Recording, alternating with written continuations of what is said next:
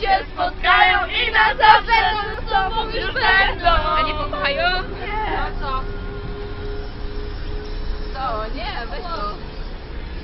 Jak ten refren. Pisał do niej listy miłosne, w samotności przeżył jesień, zimę, wiosnę.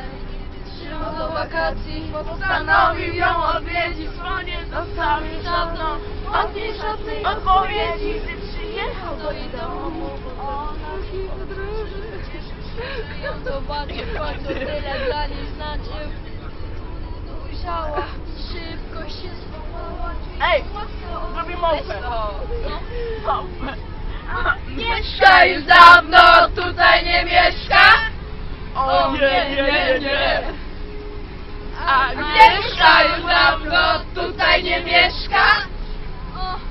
Nie. A już dawno tutaj nie mieszka. O nie. Ale nie bądź to ci pomogło?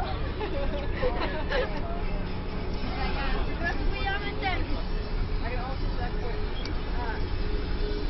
3, 4, zaczynamy z prawo. 3, 4. Zaraz. Nie ta strona! To było specjalnie.